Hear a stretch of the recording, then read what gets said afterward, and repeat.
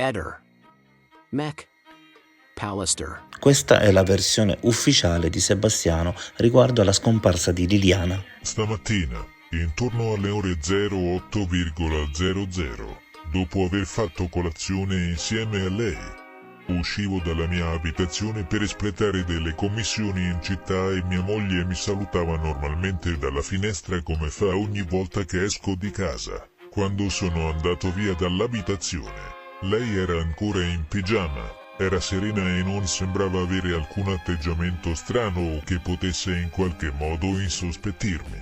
Preciso, inoltre, che non abbiamo avuto alcuna discussione particolare né oggi né nei giorni precedenti. Sono uscito con la mia auto e sono rientrato intorno all'ora di pranzo. Quando sono rincasato, mia moglie non era in casa, ma mi sono accorto che aveva lasciato il suo cellulare su un tavolino in soggiorno. Non mi sono stupito né che avesse dimenticato il cellulare a casa, poiché era successo altre volte, né che fosse uscita senza avvertirmi, poiché capita spesso che omettiamo di avvertire se uno dei due esce di casa, essendo piuttosto indipendenti. Tuttavia, intorno alle ore 16,00, non avendo alcuna notizia da parte sua, cominciavo a preoccuparmi seriamente. Per questo motivo, decidevo di telefonare al fratello di mia moglie per sapere se avesse sue notizie. Ma non ne aveva neppure lui ed era preoccupato perché anche lui aveva provato a contattarla sul suo cellulare durante la giornata, ma senza ricevere alcuna risposta. A quel punto gli spiegavo che Liliana aveva lasciato il cellulare a casa. Intorno alle ore 17,30 sentivo vibrare il suo telefono e notavo che aveva ricevuto un messaggio da un'amica in comune che stasera mi ha accompagnato qui in quest'ora, tale Gabri. A quel punto, decidevo di contattarla per riferirle che mia moglie aveva lasciato il cellulare a casa e che ero molto preoccupato perché non avevo sue notizie da ormai troppo tempo. Poco dopo chiedevo a lei ed al suo compagno di raggiungermi a casa perché mi sentivo molto agitato. Preciso che soffro di scompenso cardiaco. Una volta giunti a casa, abbiamo atteso ancora un po' nella speranza che mia moglie tornasse. Non avendo ancora avuto alcuna notizia, decidevo di recarmi in questura assieme a questi due miei amici per denunciare la scomparsa di mia moglie. Posso asserire con certezza che non ha portato via nessun indumento né i soldi che teniamo in un posto specifico all'interno dell'appartamento, ma ha portato via la sua borsetta.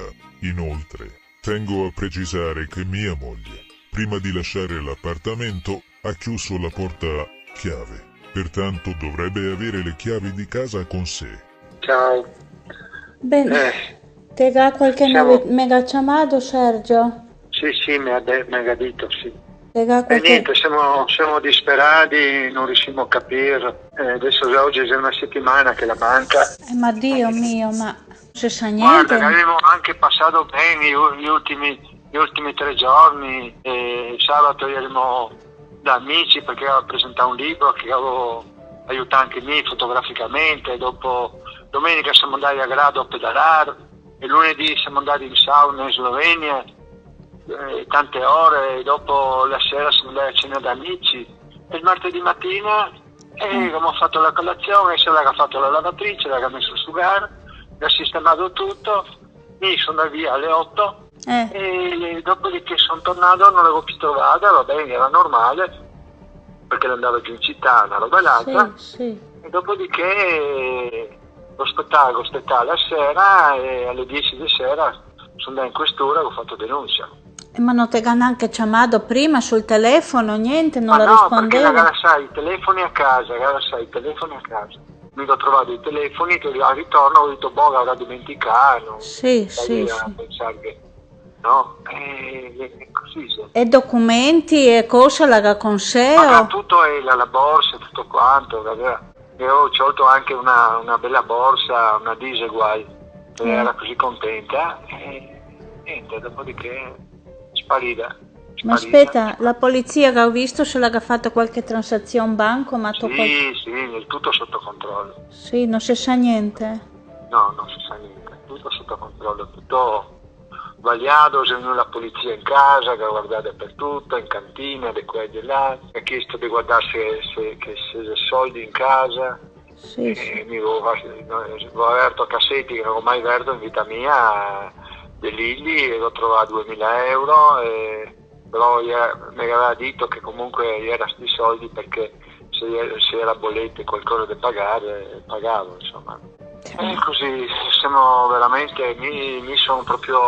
Ma sì, che non la resta nessun, almeno che la celeva ma penso, neanche il telefono. Le amiche mi ha telefonato tutte, Ma abbiamo aspetta, parlato.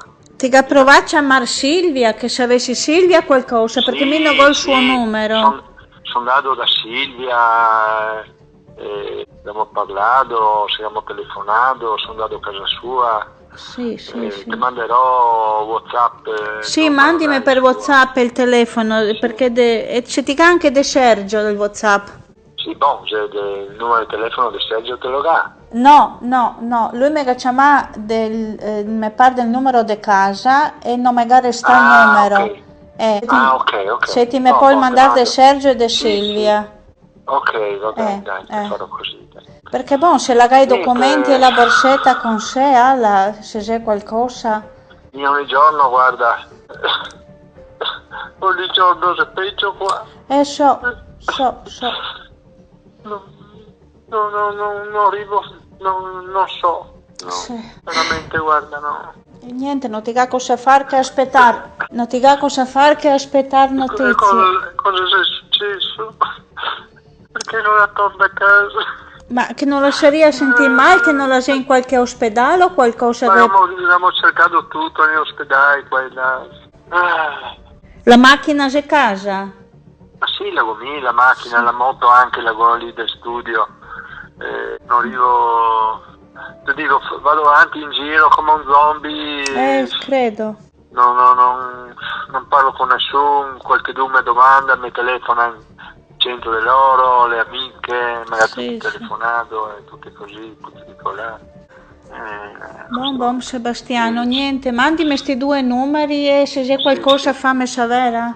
Va bene. Sì, Ale, grazie. Ale, ciao. Ciao. Ehi, non dimenticare di iscriverti a questo canale.